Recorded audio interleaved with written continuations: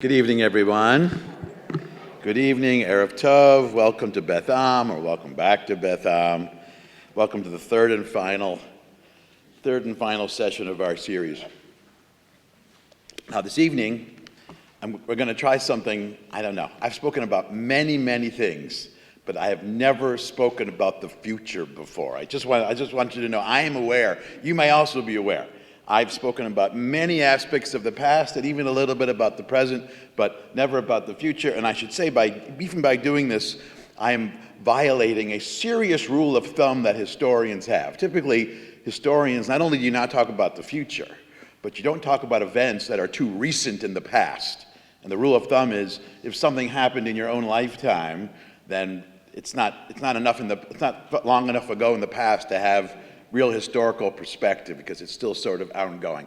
I'm aware of that, but I'm going to do it anyway, because how often do I have a time machine, and how often do I have a chance to it's a chance actually to imagine a piece of the future. And this evening we're going to imagine what Tel Aviv is going to look like. So, given this is something new, I'll say the following, that speaking about the future, this is speculation. I don't know. I don't have a window into the future. I'm not going to pretend to be a seer or a prophet or a fortune teller. So everything I'm saying, this is speculative. I don't know for sure. But it's going to be educated speculative. And it's not just going to be speculation, it's also going to be extrapolation, by which I mean we know what Tel Aviv has looked like for the last 100+ years.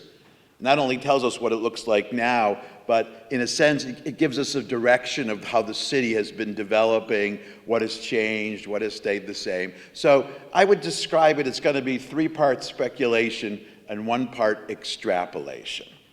Now, the other thing I want to say, to do any of this, we're going to rely on 2 things. So first of all, we're going to rely on the trajectory of the city, how the city has developed, where it's gone, where it seems to be heading, and we're going to talk about the future like that. But beyond trajectory, we're also going to talk about context. Because we can't, to imagine what Tel Aviv is going to look like in the future, we can't do that without also imagining 3 other aspects of the future, which we're going to do as well. We have to imagine what the Middle East is going to look like in 2059. We have to imagine what Israel is going to look like in 2059. And third, maybe the least obvious, we have to imagine what cities are going to look like in 2059. So we're going to do all of that. So let's do the trajectory first, and then we'll do the context next, and then the bulk of it we'll talk specifically about Tel Aviv in the future. All right. So let me just start by a recap. What has 100 years of Tel Aviv been like? So first of all, if you don't know, Tel Aviv in many ways, with respect to Israeli society, with respect to Zionism and the building of the Jewish state, in some ways Tel Aviv and Jerusalem are opposites of each other. They're opposite polarities, they're opposite dimensions. Jerusalem is the historic capital of the Jewish people. It has, that history that extends back to antiquity. It's everything, it really embodies everything about the history of the Jewish people that culminates in the creation of the state. Tel Aviv, and it's also the center of religion. It's where Judaism became Judaism. And it was, and in some ways still is, an important center of that. So in both those respects, Tel Aviv has kind of been the opposite. Tel Aviv does not have a long history. Tel Aviv, it was founded in 1909, and even a couple years before 1909, the concept of Tel Aviv didn't even exist.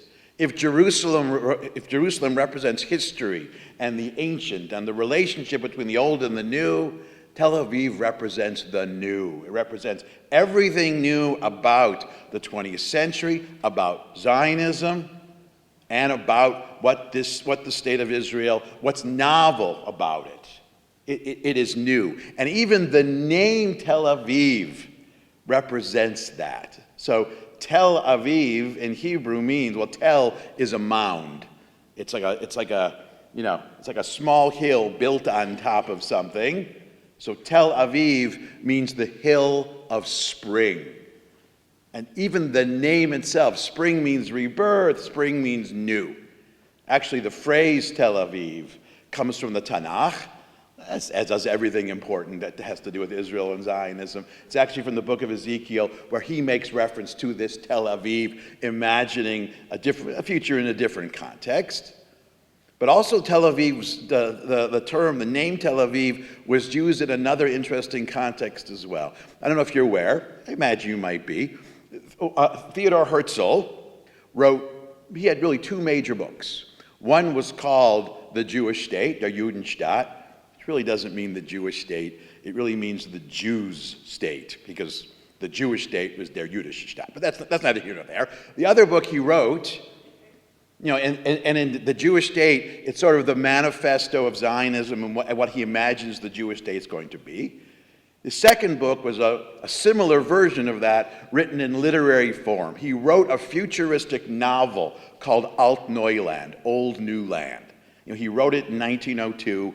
It's set far in the future in 1923, and the basic story is the character that's him in the book basically leaves civilization for 20 years to go live on an island, and when he's on his way back home, they stop in Palestine and say, hey, remember that whole Zionism, Chalutzim thing that was just started when we left? Let's go see how that turned out. That's what Alt Neuland is. When Alt Neuland was translated into Hebrew, the title in Hebrew was Tel Aviv, the mound of spring.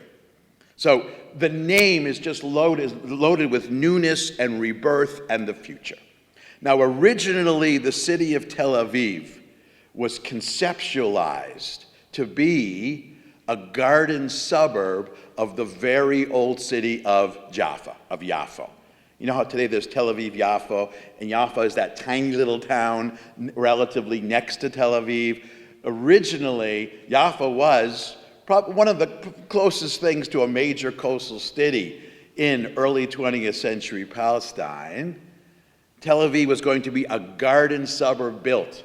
So for people who wanted a little bit more room, because Yaffo was old and it was congested and it was a little dirty and it was crowded and noisy, Tel Aviv was going to be a suburb. Didn't exactly turn out that way. When they started building Tel Aviv, it was founded sort of really on the sand, on the beach north of Jaffa, sort of founded on the beach there. There was really nothing there. But as they started to build it, partly because it's right on the coast, and when you had Olim landing or coming to Israel, it was right there, and more of them began to choose to live in this brand new city, Tel Aviv, rather than go and live on a moshav or a kibbutz or whatever else. So the city grew very quickly. And what happened several times over is during the early years of the city, they kept bringing in these architects and city planners and geographers who laid out this really nice plan for how the city is going to grow, and this is what the city is going to look like. But the people began to settle there so quickly, and they had to build housing and more streets more quickly, that the first 20 or 30 years of the city was just uninterrupted urban sprawl. It's one of the reasons why even today, if you drive through some of the older neighbors of Tel Aviv, the streets are chaotically laid together. It's not a grid. Whatever the opposite of a grid is, it's a mess. Because the city for a long time was built in a very haphazard way. I guess I'll put it this way. The original conceptualizers of the city of Tel Aviv were German Jews, German Zionists. Arthur Rupin was one of them. And the original plan for Tel Aviv was going to be a very Yekka plan for Tel Aviv, really well organized. But the people who came to live there and the people who actually started doing the building were not German Jews. They were Jews from the shtetl. And Jews from the shtetl had, well, let's just say, they weren't as neat and tidy as Yekkes. So it just got bigger and bigger and sprawled. Now, here we have an interesting contrast because the city expanded in all directions in a very haphazard way, but very early on, the city had a real vibe. So let me give you an example of how it was originally envisioned, and then we can talk a little bit about the vibe. So if you look on the front page of your handout, the second thing from the bottom on the first page, Akiva Arya Weiss was a journalist, also was involved in founding Tel Aviv, and 3 years before Tel Aviv was founded, this is what he wrote about what he imagined this new city of the future was going to be. Now remember, this is 1906, so things like electricity are relatively new. He says, quote, "In this city, we will build the streets so that they have roads and sidewalks and electric lights. Every house will have water from wells that will flow through pipes, as in every modern European city, and also sewage pipes will be installed for the health of the city and its residents." In other words, they were imagining modeling the city not just after European cities, but after the parts or the newer parts of European cities that had been built at the turn of the 20th century. Because even European cities, they made a lot of mistakes when they built things, like expanding buildings and roads without putting in the sewage lines, which was a problem for a long time. It was just ripe for cholera over and over again. He said, this time, we're going to get the sewage in, and we're going to get the lights, and we're going to do it in a nice, neat, and orderly way. And at the beginning, it seemed that way. Very quickly, it just turned into building and building and building. And the more they built, the places just filled up. It grew very, very quickly. And many of the older neighborhoods of Tel Aviv that we have right now, they came into place pretty early on, such that already by, within a decade or even less, Tel Aviv was emerging as the demographic, the population center of the Yishuv, of Jewish Palestine.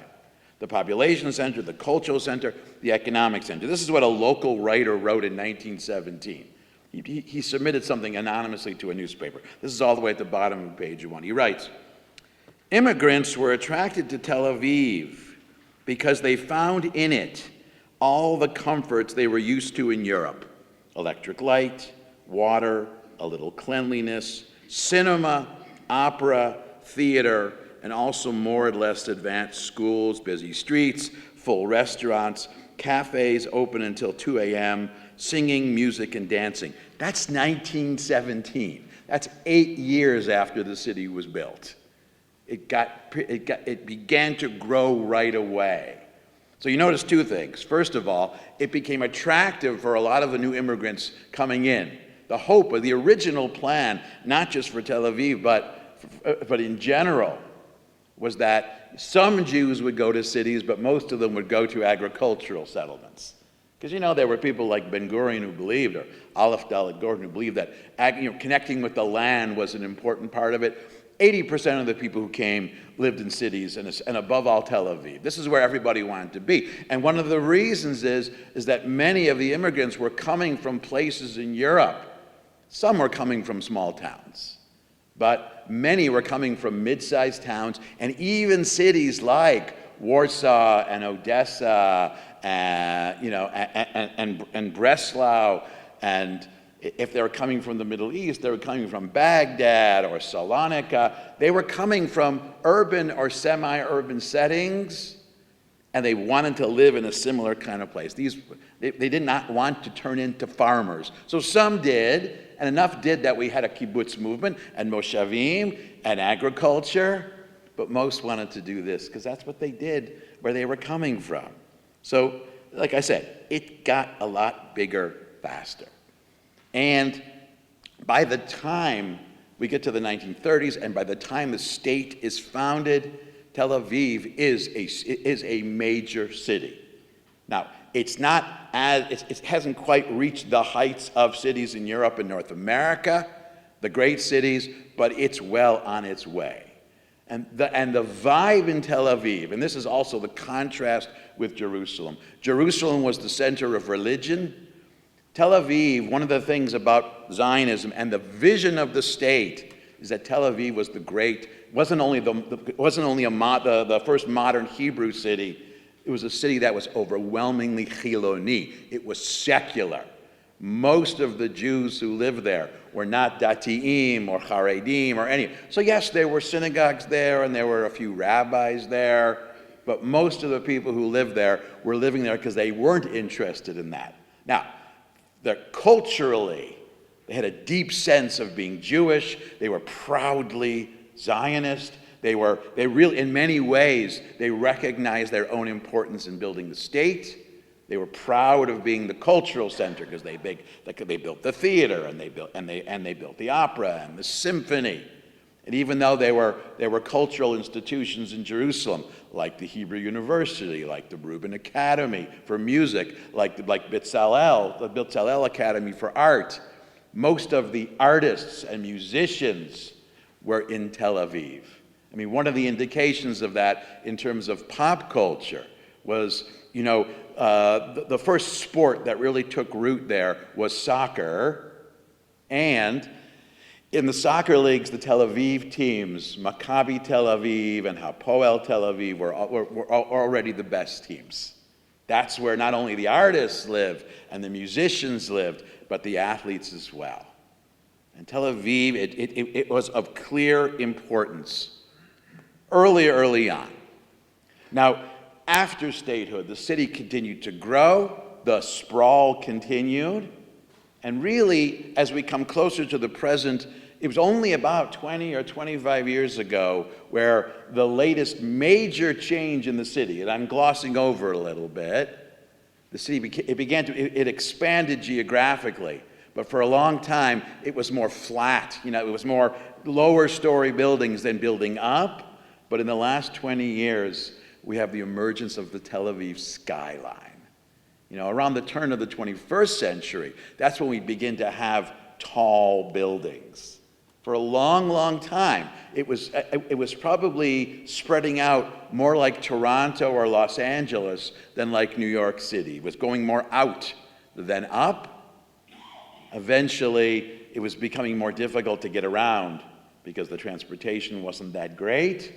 And then, beginning about 20 years ago, they began to build up. But the character of the city of Tel Aviv, in 2025, is really not that different from what it was 100 years ago. It's bigger, and there's more. And, it's more Western now, but it was imagining itself as becoming the great Western city in Hebrew.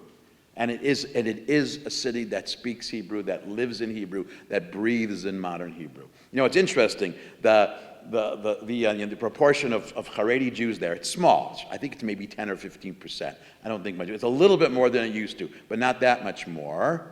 But in a way, that's how Theodor Herzl envisioned Haredi Jews, and especially rabbis, being part of the future Jewish state. In his futuristic novel, Alt Neuland, or in Hebrew, Tel Aviv, the way one of the things he describes the role of rabbis in the future Jewish state, he said rabbis are kind of going to be like the military. They're going to live in their own separate barracks, away from general society, out of everyone's way, and in times of crisis, like spiritual crisis, they'll be called on in the same way that soldiers are called on in times of crisis. But other than that, they're pretty much going to be out of sight and out of mind, and they're not going to intrude into civilian society. That's how Herzl envisioned it. And, that's not Jerusalem anymore, but that definitely is Tel Aviv. And so Tel Aviv today, it's bigger than it was. But what Tel Aviv is known for today is just really a larger scale version of what it was, within its first 20 years. A cultural center, not just in terms of art, music, dance, theater, sports, but also cuisine. Tel Aviv always had the best food. And today, Sarona Market alone, I say come on, that place is great. But it really represents that. It is the economic center of the country, has been for a century. It is the cultural, at least the secular cultural center of the country. and it's probably the most westernized part of the country as well. And there was an early Zionist named Beth Ahm, Asher Ginsburg. Beth Ahm, he's the one who sort of conceived of secular Jewish culture centered around the Hebrew language. What he was really envisioning was a city like Tel Aviv. Tel Aviv is a very Western city that happens in Hebrew. The bus drivers and the cab drivers speak Hebrew. But it's also immersed in modern Hebrew culture. The Hebrew writer Amos Oz, he was a secular Jew before he died. And one of the things that always struck him about being in Israel, and especially in Tel Aviv, although not only, he's a famous writer. He was probably the most well-known, or one of the most well-known novelists and short story writers and essayists and critics. He said the way he got recognized in Tel Aviv was very distinctly Tel Aviv and distinctly Israeli, because he wouldn't have, for example, if the cab driver recognized him, he wouldn't say, "Oh, you're Amos Oz." What the cab driver would say was, "What were you doing with that character in the last novel?" That's what he would get. Everyone has read his books. Tel Aviv is also a very literate city. It is in many ways not only this quintessentially urban city with respect to Israel, but as far as cities in the world, what cities are imagined to be, Tel Aviv is up there. People who visit Tel Aviv, especially people who don't know much about Israel, who maybe all they've heard about Israel is politics and conflict, and they go to Tel Aviv and they're just blown away by Tel Aviv. And so often the response to someone who really wasn't expecting it was, I can't believe all that. Not just that it's in Israel, but that it's in any city. It's really a remarkable city in that way. Okay, so that's Tel Aviv now. Now let's shift from talking about how Tel Aviv got to be Tel Aviv, and let's talk a little bit about context. Let's talk a little bit about what the future is going to look like. Let me speculate a little bit about the future, and then we'll talk about the future of Tel Aviv. So first, we've got to try to imagine what the Middle East is going to be like. So let me first say that. When you imagine the future, you can imagine it in a more pessimistic way. You can imagine it in a more optimistic way. I tend to lean a little bit more cautiously optimistic, not only because that's me by nature, but also as an intellectual, and I think it's fair to say that it's much easier to be pessimistic about anything than it is to be optimistic. To lament and to simply say everything is terrible and it's all going to implode, that's easy. The challenge intellectually is to see some ray of cautious optimism. So I'm not going to be Pollyanna and perfect about it. That's ridiculous. But when I imagine the future, I am going to try to imagine a way in which things don't simply implode. Now, it's difficult to do where we are right now, but this isn't the only time we've been where we are right now. So let me start by imagining the new Middle East. How will the Middle East change between now and, I've chosen the year 2059 because that's the 150th anniversary of Tel Aviv. We're trying to think about Tel Aviv on the occasion of its sesquicentennial, its 150th anniversary. So how will the Middle East be different? The first thing I think that's going to change about the Middle East at some point between now and 2059 does not have to do specifically or immediately with politics. It has to do with energy. Because at some point between now and 2059, at some point, the fossil fuel supply is going to it's going to run out at some point. That's going to happen eventually. What's already happened is that the oil that's still in the earth is deeper, either deeper in the earth or deeper under the water. It's harder to get. And it's becoming more expensive. Sort of the low-hanging fruit, or the closer to the ground, easy to get oil, a lot of that's already been extracted. Not all of it, but a lot of it has. When that oil was first discovered, if you ever saw the movie Lawrence of Arabia, T.E. Lawrence, Peter O'Toole, that's what that movie in a lot of ways is about. The oil they found, that was in 1915, was just gushing out of the water. Now you have to dig and it's getting more expensive. In addition, In addition, the transition from fossil fuel to alternative energies is going to continue, and it's going to accelerate. And what's going to accelerate is, and this is why I think people who think about alternative fuels, some get it, some don't. Because for some reason, whenever we try, whenever there are those who say we need to switch to alternative fuels for environmental reasons, it doesn't resonate very deeply. But where it resonates the most is the argument we need to shift to alternative fuels for economic reasons, for business, for profit, for money. This is one of those instances where Karl Marx was 100% right. You know, his politics he just misfired on that. I think we can agree that whole communist, it did not work.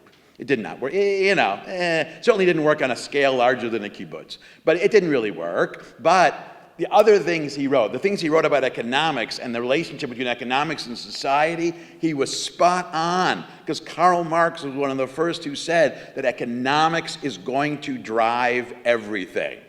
Change is going to happen more than anything else for economic reasons. Now, a disciple of his, someone who lived maybe 50 or 100 years later in the 20th century, was another philosopher named Jürgen Habermas. And Habermas expanded Marx's notion of economic determinism to say, Habermas imagined the way a system or a society or a country works, not only in terms of economics. He imagined politics, economics, and culture like three systems of the human body. They're interrelated to each other.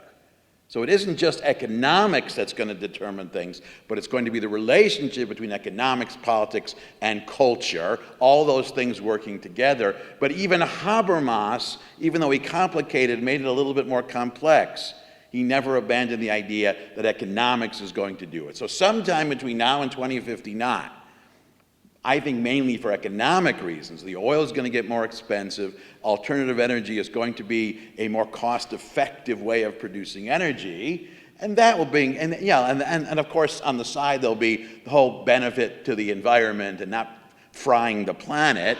There'll be a move away from fossil fuel. And this, I think, is a seismic change for the Middle East. Because if you think about it, take a country like Saudi Arabia. Saudi Arabia, their main resource is oil, and they have a lot of it. But just imagine Saudi Arabia if fossil fuel became obsolete. Their next most lucrative resource is sand. They have nothing. And we can point to the past here as well. For several centuries, prior to the discovery of oil in the Middle East, for centuries, the Middle East was largely irrelevant not only in world politics, but even in the politics of the Middle East. The Turks were the dominant force in the Middle East. And that's because of that's because they had the Dardanelles and the Bosphorus. It was not because of oil. So the big change in the Middle East, I think, is going to be fossil fuel becoming obsolete, the countries of the Middle East beginning to look for alternatives. First of all, they're going to lose their natural edge, their natural bargaining power in the geopolitics of the Middle East, but also they're going to be looking for alternative energies. The Saudis are a little bit starting to do it. Mohammed bin Salman, he's the first. He hasn't really done anything, but he's talking about it. He's the first major Middle Eastern leader who's beginning to ask the question, what do we do when the oil is gone? Or when nobody wants or needs the oil anymore? How are we gonna function? And in that situation, a country like that who wants to retool and do something else, they're going to look to their most technologically advanced neighbor, which of course, by a country mile, is Israel. So at this point, Israel's like the one country that doesn't have any oil, and they're at a disadvantage because of that. They're at an energy disadvantage. But when suddenly countries need ideas how to switch to something else, technology comes at a much higher premium.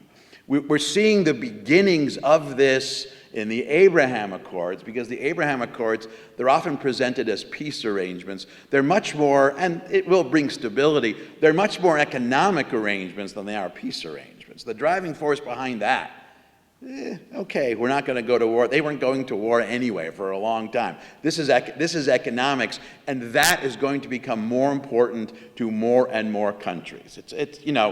From that standpoint, eventually the Saudis are going to join it too, but Israel as the technological center of the Middle East, it's going to be irresistible to integrate them into a larger system. Now, in terms of imagining a Middle Eastern future with regard to Israel, it is going to be more stable. Now, I would say this, that the problem with the Palestinians might get solved, it might not, but it is going to become less relevant because the countries around it are going to look in another direction. And of course, it's not only the Saudis. What happens to the Iranians? What happens to Iran when they don't have fossil fuel anymore? It's the same game. Before oil mattered, Iran was not, Persia had not been significant for a really, really long time. They weren't a major player, and if they go back in that direction, it's not that much of a reach to see Israel as an ally for practical economic reasons. Okay, so that I think what the new Middle East is. That is the new Middle East. Israel is a beacon of technology. Israel is a beacon of how to use resources when you can't just rely on oil. Israel is the exemplar of how you become a wealthy country when you're really starting with nothing. Because Israel has not been a wealthy country for very long. For those of us who can remember being in Israel, even in the 70s, well, if nothing else, you remember the toilet paper, don't you? I mean, that's a measure of a society. And now, now they've got Charmin, and they have that Israeli version of Charmin, which is better than Charmin. So, I mean, it's a measure. Okay. So that's the Middle East. What's Israel going to look like in 2059? Here, I'll mention there was a show on a show from Israel. It was streamed on, I want to say maybe Netflix, about 5 or 10 years ago, maybe a little more than 5 years ago. It was before COVID, and it was called, the English name for it was called Autonomy. And basically, it's imagining the near future of Israel, where Tel Aviv and Jerusalem have become the capital of two separate countries, two separate Israels, basically. Everything religious is in Jerusalem and the area around it, and everything secular is in Tel Aviv and the area around it. And in the show, there is a wall between these two parts because the groups, the populations that live in these two parts of what had been Israel, they can't stand each other anymore. It's a dark comedy because it really centers around individuals from each side who are actually smuggling things back and forth. So it's a serious show, but it's got some funny parts. So, okay. But so I mention it because, the Israeli society divides in certain ways, and one of the divides, of course, is between secular Israel society and religious Israeli society, Chilonim and Datiim.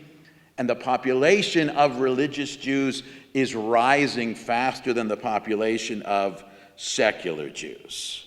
And if you look at the handout, the projections for what the population of Israel is going to look like in the future, in 2050, the population of Israel is not going to double, but it's expected almost to double. But the proportion of the percentage of the population that's Haredi, religious, broadly defined, is going to double. It's 12% now, and it's supposed to be almost a quarter of all Jews in Israel. Actually, I should say, a quarter of the entire population is going to be Haredi. Now, the other part of that is that the Haredim in Israel, that segment of Israeli society, is going to be, it is already and is going to be even more concentrated in Jerusalem and the areas, the towns immediately surrounding Jerusalem, and in a city called Beit Shemesh. Whereas most secular Jews are going to be clustered in Tel Aviv, which is going to get larger. Metropolitan Tel Aviv or Greater Tel Aviv is going to get larger.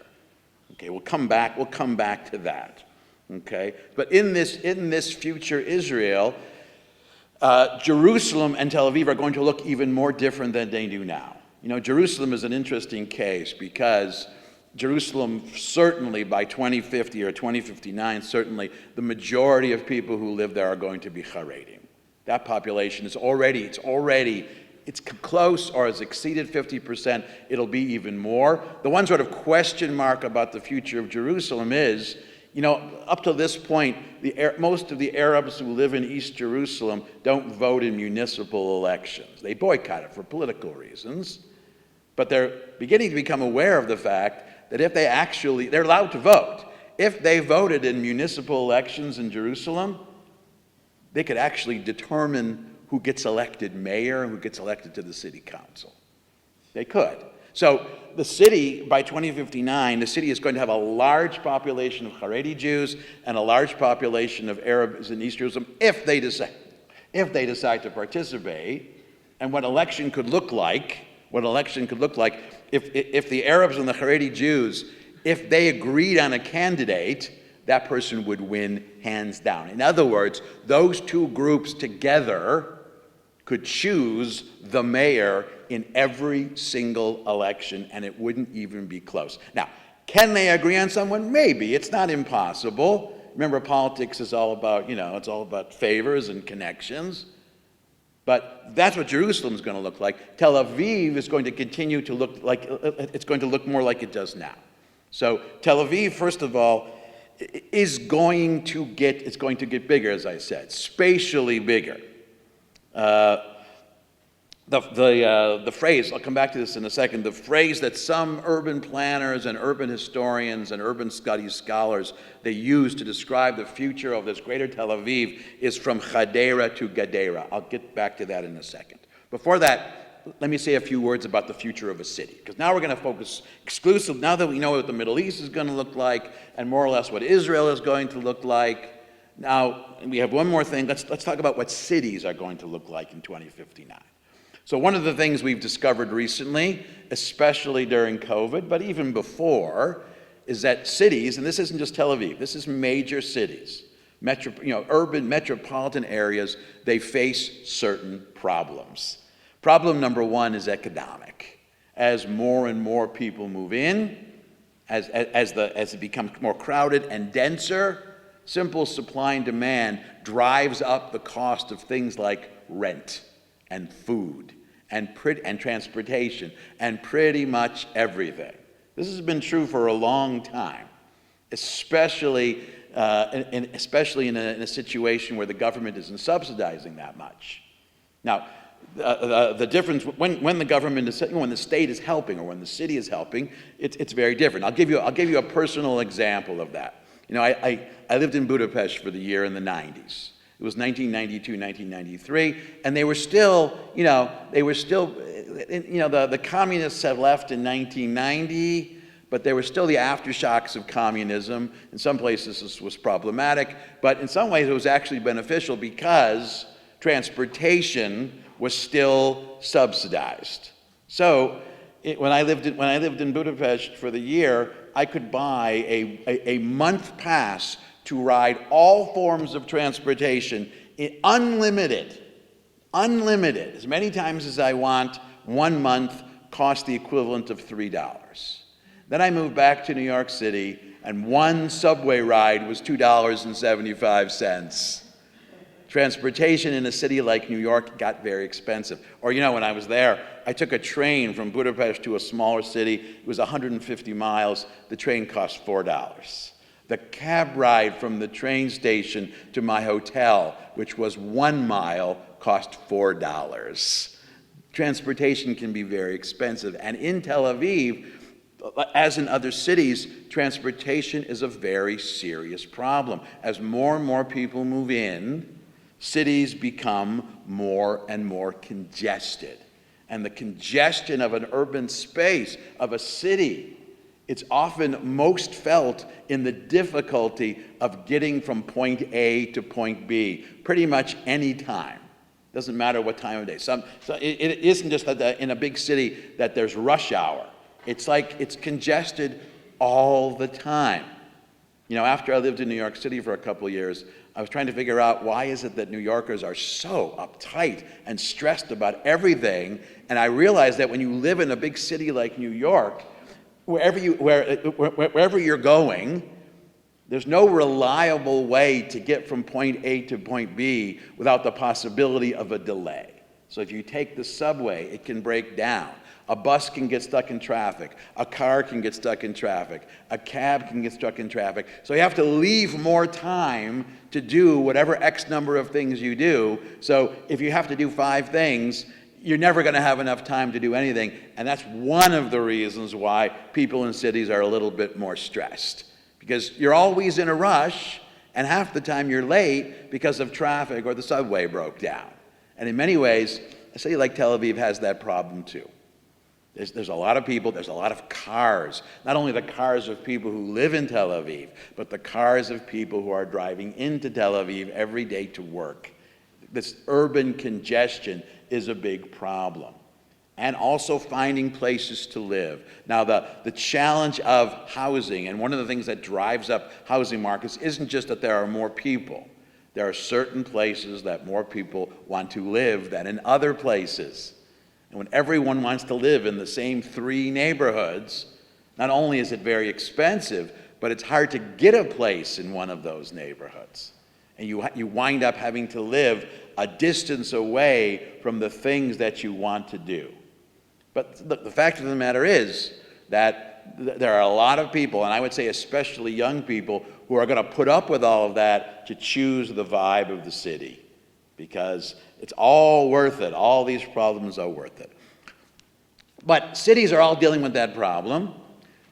And how are they trying to manage it? So here, in terms of looking forward, well, let me make a contrast or juxtapose how people see Tel Aviv now and in the recent past versus how they imagine it in the future. So look at page 2. Look at the back side. So here are 1, 2, 3, 4 just basic little snippet descriptions of what Tel Aviv is like and what it means, and then we'll talk about some images of how the future is being planned for and what it may look like. Okay, so here's George Mikes, who is a writer. Quote, Tel Aviv Airport is still the only airport in the world where each passenger is met by 10 relatives. Now, I would say the reason for what that's expressing is, first of all, that Israel is a very family-oriented society, and not just that some families are larger, but the family concept in Israel includes extended family. All right. He also wrote this he wrote this 10 or 20 years ago when it was more of a novelty to fly, so arriving in the airport was, it was more exciting in that way. But the population grows, but there's still a kind of intimacy, a kind of kinship among Israelis. All right. Yossi Sarid, who's in the government, he says, Tel Aviv is the city that never sleeps, and it's the only city in Israel that doesn't. Everywhere else in Israel, he pointed out, I think accurately, people go to sleep at 9 o'clock, maybe 10 o'clock. You're not going to find much nightlife anywhere else in Israel. In some places, this was a problem.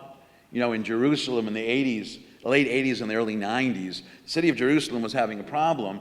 This was when Teddy Kollek was still mayor, and on a Friday night, they took him to a hill that overlooked the road, the highway that went from Jerusalem to Tel Aviv, and the cars were backed up. It was bumper to bumper for like a mile, because all the young Jews in Jerusalem who are not religious, on Friday night, they had nothing to do in Jerusalem. They're all going to Tel Aviv. That was, it's nice that they have something to do, but that was a safety hazard on that road. But Tel Aviv still has that vibe. It is the only all-night city anywhere in Israel. Okay. Yitzhak Rabin, quote, Tel Aviv is a city where the Mediterranean meets the Middle East. And by Mediterranean, he means like the south of France. It has a European feel to it, but it also has a Middle Eastern feel to it. To quote Amos Oz again, he was explaining Tel Aviv. I heard him once explaining Tel Aviv to an audience in America that was mostly not Jewish. And the first thing he said about Tel Aviv is noisy, Tel Aviv is pushy, but in a really good way. It's it's just a way. That's what makes it very Middle Eastern, and it's gotten more Middle Eastern because, like the overall population of Israel, the proportion of Jews in Israel who come from the Middle East, as opposed to supposedly the more polite parts of the world like Europe and America, I mean, it's a higher percentage. The majority of the country and a much larger portion of Tel Aviv are Jews who came from the Middle East or North Africa, and they're accustomed to this noisy, pushy vibe. I mean, even a concept like chutzpah is just lost on most people in the West. I remember teaching at a small college. There weren't that many Jews there, but there was an Israeli woman on the faculty who, went at faculty meetings, she would interrupt and she would say things to people with real chutzpah, and the people in the room could not figure out. They couldn't quite read what she was saying because they knew it wasn't polite, but it wasn't quite rude either. You have chutzpah, which is this sort of middle ground, but chutzpah is it's not only woven into the flavor, it's really part of the vibe. It's what makes it kind of exciting. And finally, here's Dr. Ruth. Tel Aviv, with its young Olim community, she's writing this about 40 or 50 years ago, is the sexiest thing on the planet. You know, Dr. Ruth, everything is about sex. But, that's Tel Aviv. Now, these are all praises of Tel Aviv. This is Tel Aviv right now. So, what's the plan to move forward into the future? So the problems that they need to solve problems of housing, they need to solve problems of transportation, they need to make the city more sustainable to allow for more expansion, and also to allow for a lot more people to live there. The city is going to continue to spread out, and incidentally, for all the planning that goes on, the same sprawl that was true 100 years ago, it's still true. It's not really, it's still a little bit haphazard, but they're trying to make it work. So here's what a member of the Knesset, Alon Tal, said, okay? This is what he's imagining in a very basic way, the future of Israel and the future of Tel Aviv. So he's speaking generally about Israel, but he's saying something about Tel Aviv as well. Quote, "The state of Israel will become the most crowded Western country with over 800 people per square kilometer." In other words, he's saying the population density of Israel, and especially in the Tel Aviv area, is going to eclipse population density, and certainly anywhere else in the Middle East and in North America, and maybe globally. Now, globally is a bit iffy because there are parts of the world where there are the high population density, China and India and Mexico, but certainly it's going to become more crowded. We are familiar with the reality and know that protecting open spaces isn't enough. That means protecting open spaces is we can't just build houses and buildings everywhere. You have to have open space. I want to know what the Israeli Planning Administration and Construction and Housing Ministry are doing to translate their statements into reality. Open spaces are disappearing at a dizzying rate of 24 square kilometers per year, and the pace will increase along with the growth in population. This is a cautionary note, he's saying. He's talking about the sprawl. If we simply keep building and there are no open spaces, meaning gardens and parks, open areas where people can, breathe without being overly congested, this is not sustainable. The expansion has to happen in such a way where you maintain these areas. In New York City, that was the whole concept of Central Park, and then Riverside Park, and then Morningside Park. You have to leave some spaces alone. Okay. Now, almost in response to what Alon Tal said, I'll give you three examples of Israelis with a perspective of thinking where things are going, and it'll give us a kind of clue or a guide as to what things will look like in Tel Aviv in 2059. Okay. First, let me first mention there is a project called the Tama 70 project. Tama stands for Tel Aviv Metropolitan Area Project, And the main thing this project is concerned with is transportation. Now, transportation is a big part of addressing the problem of sustainability, of how things can develop without everything just sort of imploding. And if you look on the front page, right now, what's going to help the transportation congestion more than anything else is expanding the Tel Aviv metro system. Now, these urban trains are relatively new in Tel Aviv and Jerusalem, but they are a game changer. They are a game changer. If you're in Tel Aviv right now, they have that one line which allows you to go. You know, if you were just driving, to drive a distance, let's say from Tel Aviv University to Herzliya, which distance-wise is not very far, but if you're stuck in traffic, it can take a half an hour or an hour as opposed to getting on the train.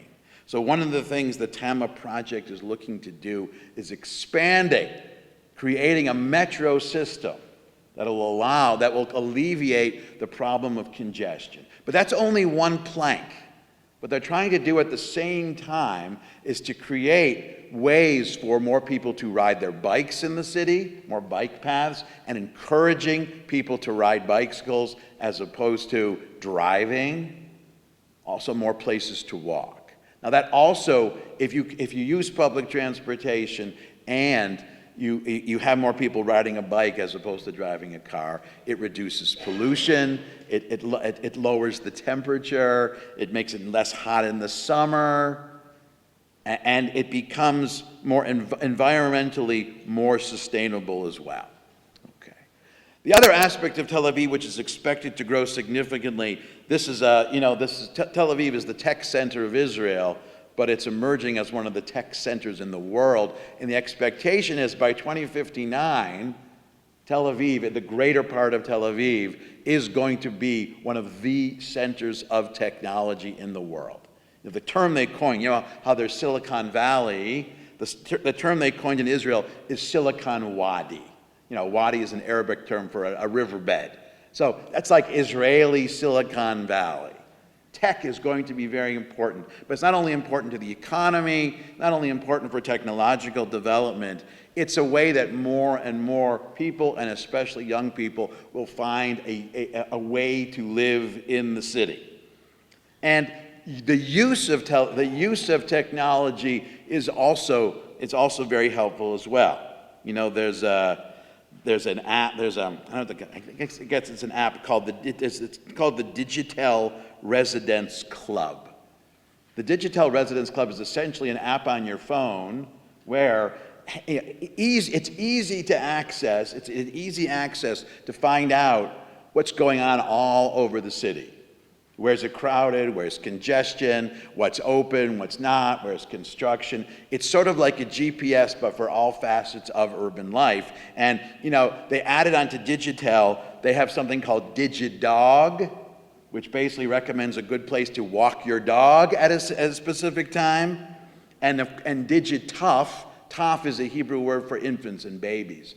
DigiTough is where's a good place to push a stroller? Where's a good place to go to the park? This is cluing in people from all parts, using technology to allow people to access the city in a less stressful and a more effective way.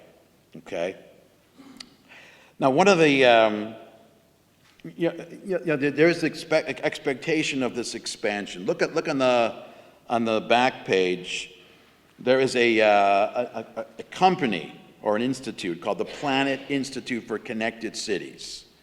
The founder of this was an Israeli named Yoav Lerman, and they don't only deal with cities in Israel. This is a global project which is trying to make cities more sustainable, but one of his focuses is Tel Aviv. So this is what he writes about how he's imagining the future of Tel Aviv. Quote, "What we call the metropolitan area of Tel Aviv, meaning today, stretches between Ashdod and Netanya today. When we hit the 40 million people mark," in other words, in this metropolitan area, "the entire coast will be built on, from Ashdod all the way up to Haifa." In other words, this is when cities expanded, that development, he is expecting it to go all the way up and down the coast. Ashdod is pretty far south, and of course Haifa up north. People gave, and here's his point, people gave up on the idea that the car or the internet can replace cities. Meaning, once upon a time, people said, I don't want to live in a city, but if I have a car, I can just live in the suburbs and drive in. That's not so popular anymore. Commuting into a city, people would rather live in the city and be able to walk. And then, of course, I don't need to live in the city because I can just be virtually connected. Even COVID-19 did not kill the city. Everyone expected COVID to basically discourage everyone from living in a city because COVID was tougher in a city. As long as people have a body and not a virtual avatar, they need to be comfortable when they walk around. We lead the world when it comes to the Iron Dome, but when it comes to public transportation, we improvise. It's another version of sprawl. We keep getting bigger, but we're not improving public transportation. This is not due to a lack of money, it's because we lack management abilities. And what he was saying is, if this greater and greater Tel Aviv is to work, then the first thing that has to get better is transportation. It has to be easier for people to get from one place to another in the city comfortably, not too expensive, and not take too much time. You gotta move a lot of people around quickly. I think, he doesn't say that here, but I think the model for this isn't any particular city, but I think the place in the world that moves more people around more quickly and more efficiently and more comfortably is Disney World. They have so many people there, and everyone is moving, and it's almost always crowded, but somehow everyone is in a good mood. Partly because it's Disney World, but the lines move, the crowds move in and out, and everyone gets to where they get to go. The tram from one park to another, it works. To me, that might be the model, but I think in some ways that's what he's talking about. Now, as we move further into the future, the immediate solution in terms of transportation is to dig under the ground, to have these train lines under the ground. That only works for a while. Eventually, it has to be a network of elevated trains above where people are walking, because you can only put so much under the ground. All right.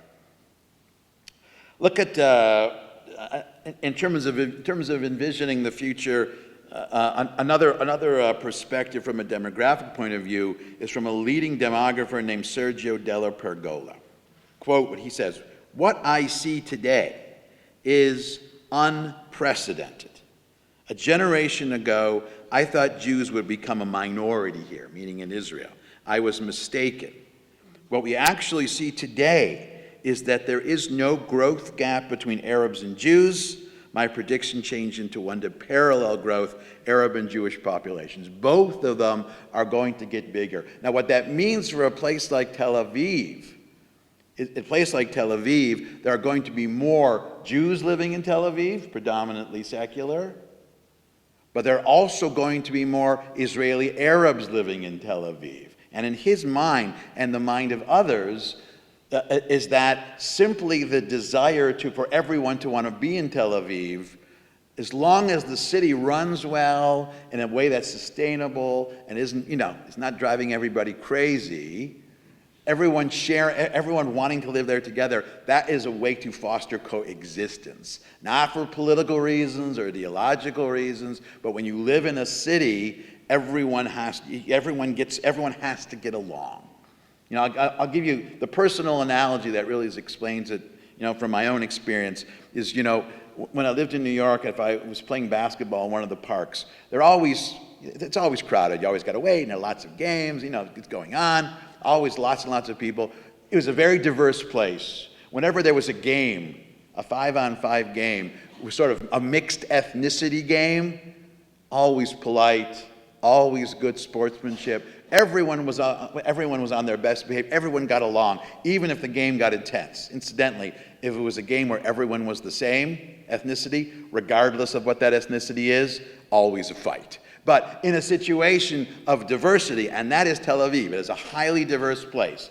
It's diverse in terms of which Jews are, of kinds of Jews are there. It's diverse in terms of Jews and Arabs and Druze and many different kinds of people living together. That is something which sustains stability. So Tel Aviv is going to get bigger. It is going to get more it's going to get more populated with more people there. But there are ways. But as long as they take these necessary steps, and they're already working on it. They're already constructing new metro lines. And remarkably, when you build a metro line, people are never that thrilled about it. But there really hasn't. It's the usual complaining, but there haven't been these outbursts because everyone seems to be patient enough to wait till the train is done because they know when the train lines open, their lives are going to get so much easier. So they're willing to tough it out for a year and a half. One last quote here, and then we'll wind this up. Okay. We quote, "We must understand that we were talking about smart cities. That means cities that are really built by technology and sustainability. We must think first about the city's residents and how we use smart tools to improve their quality of life. The local municipality must adopt a citizen-centric approach and deliver by tailored information and services to citizens, implementing a holistic approach, breaking silos and thinking about citizens' actual needs." In other words, you can't think of improving the city, this neighborhood or this group or this party or whatever at a time. It has to be a holistic approach. Incidentally, the person who conceptualized that a long time ago was the mayor of Jerusalem, Teddy Kollek. That's how he envisioned Jerusalem in the 70s. It never worked in Jerusalem for a variety of reasons. But his plan for Jerusalem is perfectly suited for a place like Tel Aviv, and in some ways it's already happened. Today, because of our practice, we can see a tremendous change in the participation of residents in various community activities, greater involvement in city life, and greater satisfaction from Tel Aviv municipal services. We didn't create the technology, it was already being used by the commercial sector. We just adapted the technology to make it work for the public sector. And here's an ironic thing, and maybe this is a good way to close. Because Tel Aviv in the future, just the necessity of accommodating that many people over that large a space, one of the problems that situation is going to alleviate is in cities like that, they're going to create more spaces where people can actually go outside. That is going to encourage people to actually go outside. Living in Tel Aviv, whether you're riding a bike or going to a park or going to the beach or things like that, it is going to be something that will, well, if not wean people off their devices and actually go outside and breathe the air and be outside, it'll place a cap on how much they use or overuse these kinds of devices. Now, that is the opposite of what happened during COVID when everyone was stuck inside. Everyone turned inward and everyone turned into virtual world. One of the maybe unintended consequences, maybe even unintended consequences of COVID is when the lockdown was over, everyone came outside and appreciated being outside. And the way the city is being transformed, one of the ideas in mind is we want it to be a place where people want to go outside. And in a way, it's a throwback to the original concept of Tel Aviv. Tel Aviv was originally conceptualized over 100 years ago to be a garden suburb, a city that was very outdoor oriented. And the future of Tel Aviv is now being reconceptualized, even though it's much larger with many more people, is a place where people will not only be able to go outside and have a more garden experience than a compressed experience. Not only they want to, or be able to, but the place where they're going to want to do it. Tel Aviv in this way this future Tel Aviv is going to set a pace, not only for Israel, but for other cities as well. In some ways, Tel Aviv is at the vanguard of what a city can be. I mean, Tel Aviv, along with Singapore and a couple of other cities. In Tel Aviv, they are continuing to move in that direction. There are many ways in which Israeli technology and Israeli society has pioneered how these things change. This will be one of them too. Tel Aviv in 2059 is going to be, from our vantage point, a city of the future, but from the vantage point of 2059, it's going to be the model city for many other cities in the world. Thank you. Thank you. Thank you very much. Okay. How about some questions? Yeah. Yes.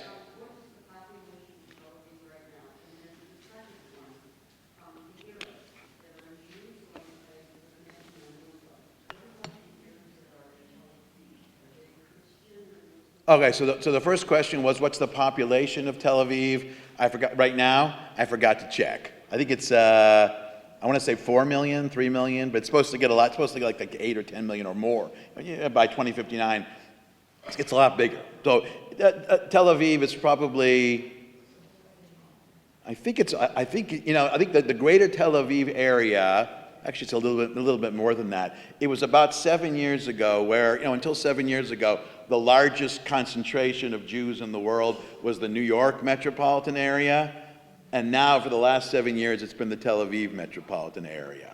So it's got I think it's about 4 million, but it's going up quickly. Now, as far as the question about Arabs, the question was, is it what kind of Arabs? Well, Jerusalem, they're Muslim and Christian Arabs. They both live there. Same thing. There are Muslim and Christian Arabs. It's the same kind of thing. Yeah. Is there a real ceasefire between Israel and Iran? On different sources, I think that's... Inyana de Yoma, affairs of the day. I'll tell you. The answer is maybe. There's actually one, in fact. Is there an official one? It's hard to know. This is really a different subject, but the problem I have is two things. First of all, when a story is reported, you don't know if it's real. I have my 48-hour rule. When I see a story, I wait 48 hours. Now, sometimes there are exceptions, obviously. I didn't need to wait till October 8th to know what was happening on October 7th. But typically I wait. The other thing is, if I see it only from one source, I get a little suspicious. So, when only one source, especially if it's an online source, if it's some social media source, I don't know. So the answer to the question is, I don't know. Do I trust YouTube? I trust YouTube for certain things. I trust YouTube the way I trust television. I mean, I use it for television. For information, I tend to be very skeptical of all information. Do you think the ceasefire will hold? I hope so. I hope it does. But I don't know. So far, one of the reasons it's held so far is because what the IDF and the Mossad did to Iran before this conflict started, I mean, they really, for the Iranians, it shattered their myth of military invincibility. Not because they were attacked, but their whole infrastructure was taken out. While Israel had a television show on that was basically acting that out. There's a show called Tehran, and 3 years ago on the show, that happened, and then it happened in real life. It's like, we're going to show it to you on television in the show, and then we're going to do it to you. So far it's holding. Please God, it should continue to hold. Yeah, Alan. You talked about integration. Yeah. Arabs moving into Tel Aviv. Your story about the basketball court Right. in New York. But what about resistance to integration? I mean, you mentioned Beit Shemesh, and Beit Shemesh used to not be a majority ultra-Orthodox. Right. And now it is. The difference between... Looking at the future, then it's going to run up against this resistance to integration. It's a great question, Alan. Alan is saying, are there people who are going to push back against these changes? And I think the contrast between Beit Shemesh, what it's become, and Tel Aviv is very instructive here. Because Beit Shemesh, most of the people, certainly most of the Jews who live in Beit Shemesh, are Jews who have, I would say, a rather extreme and rigid perspective about, pretty much everything. It's a Haredi city. It's a city where, if you are a woman and you go jogging and you're not wearing a skirt, there are going to be those who want to put you in jail or fine you for that. They run it. So Beit Shemesh in that way is very different from Tel Aviv. Most of the people who live in Tel Aviv, I would put them more in the category of live and let live people. The people who are not are going to live in certain parts of Jerusalem. Certainly, the Haredim, they live in very specific places, and the Jews who are religious who live in Tel Aviv are not the most hardcore ones. They're also ones who are a little bit more open to living with other people. There is a sense of cooperation. The pushback will happen if it becomes impossible in more practical ways. If it becomes difficult or impossible to get an affordable house or a place to live, if the transportation does not relieve the congestion, if you can't get theater tickets because there aren't enough. In other words, the aspects of city life that make it pleasant, that's what overcomes the aspect of city life that makes it crowded. Also, there have to be enough good jobs in the city. Now, good not necessarily meaning high-paying jobs necessarily, although of course that helps, but it means satisfying jobs. Can you move to Tel Aviv and do what you want? If you're in the tech industry, can you move to Tel Aviv, get a job in the tech industry, as opposed to having to, I don't know, do something you don't want to do? Sit in a cubicle or whatever it is people don't want to do. So at this point in the planning of Tel Aviv, and we have this pattern where there still are elements of sprawl, but they really are trying to plan now, to their credit, as long as they can make sure that housing, congestion, and jobs and open spaces are running smoothly. It basically creates a live and let live sort of. So the resistance is possible. I don't think it's going to be there. It'll be in other parts of Israel. Yeah.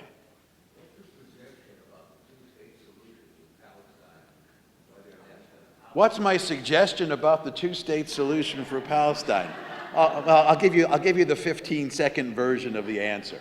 In my opinion, it's still the optimal outcome, but it's hard. It's not very likely at this point.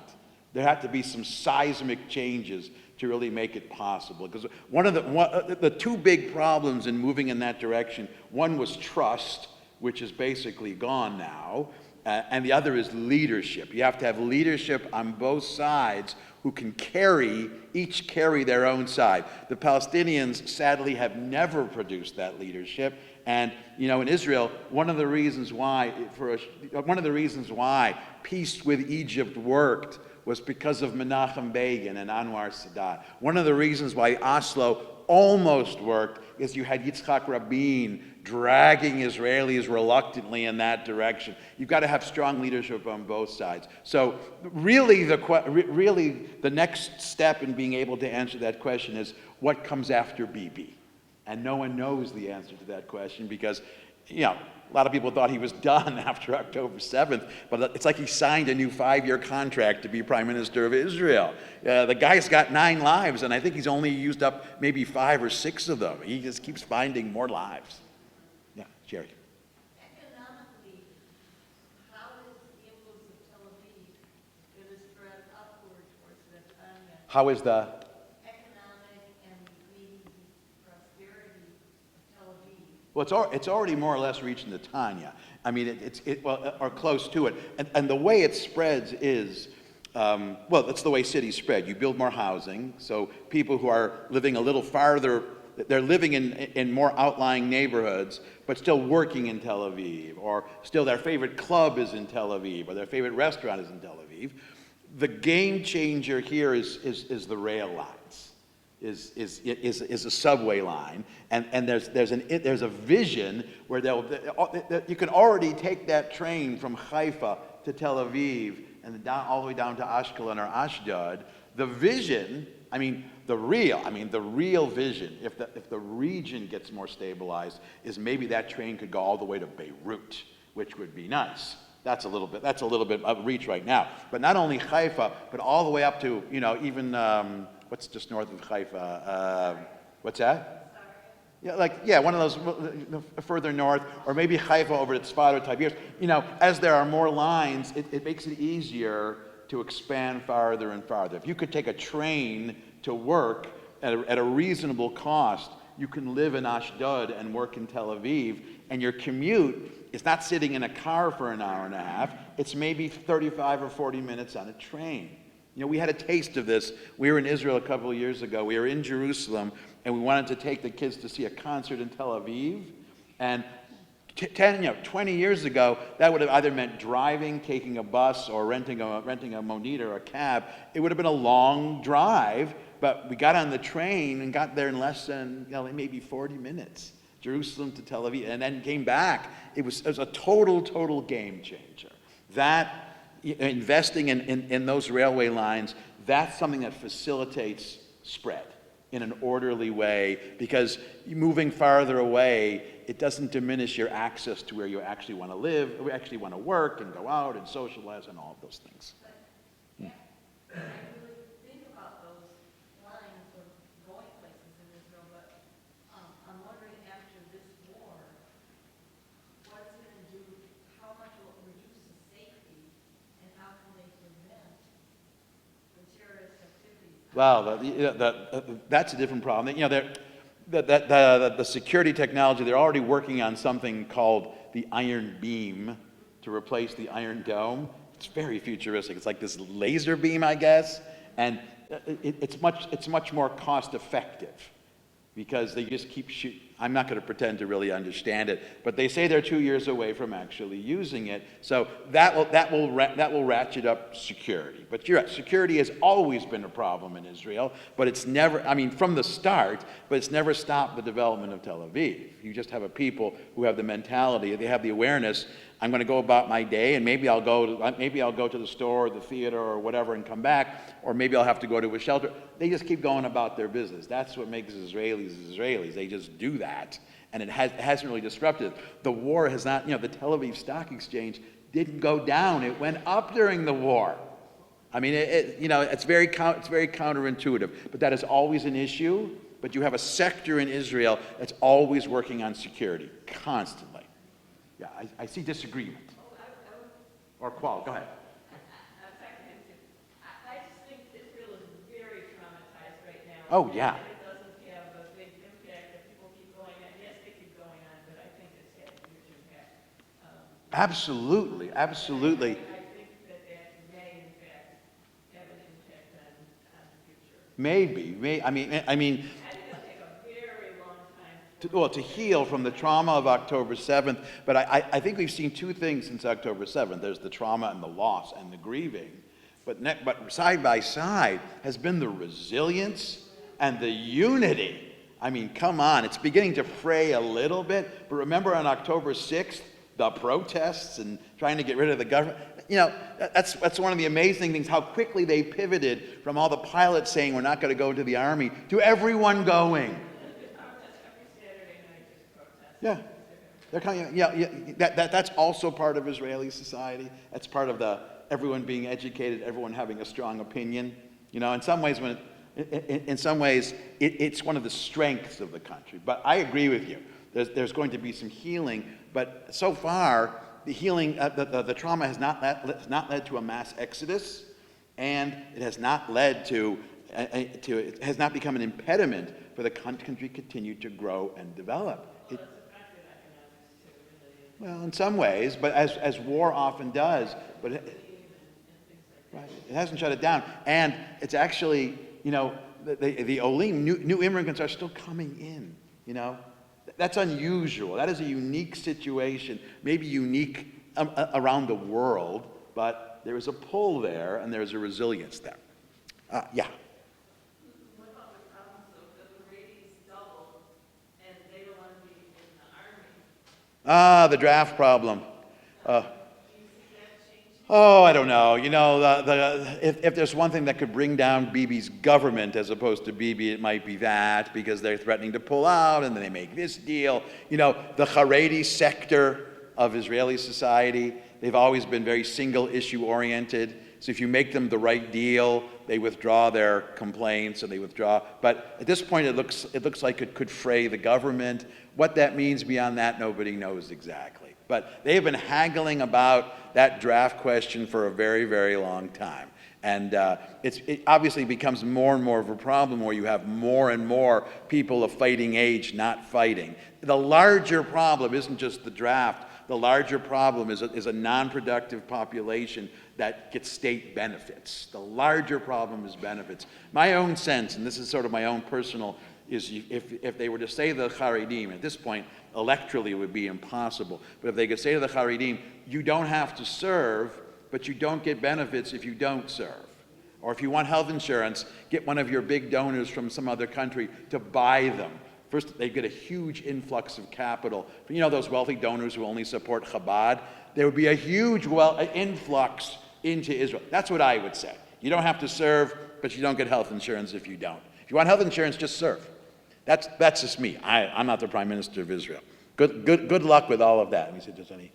Yeah. I may have misunderstood, but I think I heard that there are Israelis moving to the West Bank because housing is cheaper and bigger and...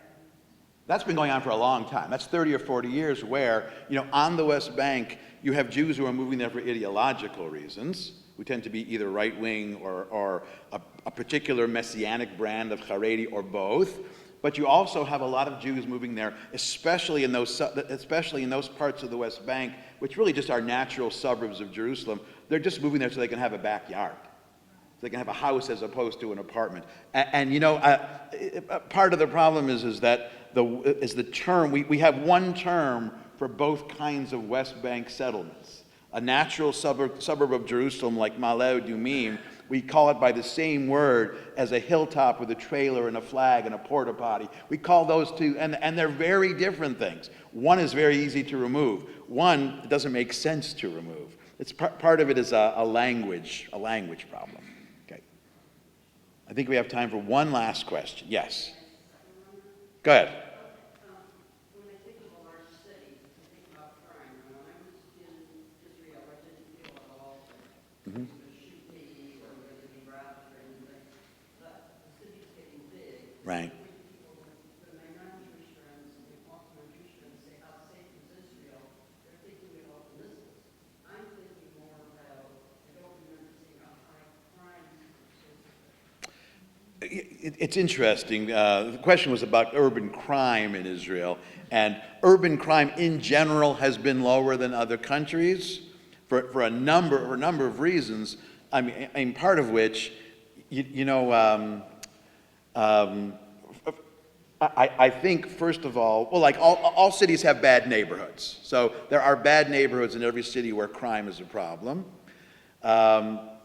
But I do think that Israel, being the kind of society it is, there is a kinship there. There's a kind of solidarity that's not in other countries. There's less anonymity. Anonymity is another part of it. But I mean, it could become a problem. It could become a problem. I think they also have a very well trained police force. Here most police officers haven't also been in the army. In Israel, most police officers, their police training was after their army training. So in a way, it's just in terms of keeping order. But I think it's maybe the main reason is there's a kind of ein breira situation, like no choice. If Israel had a real problem with internal domestic crime like that, it would be too much of a distraction to dealing with larger problems. If they're going to have a crime problem, it's going to be when the external situation calms down. If that external threat goes away, then maybe when people relax a little bit, maybe there'll be a little more. But that hasn't really happened yet. Well, thank you, and I hope you enjoyed the series.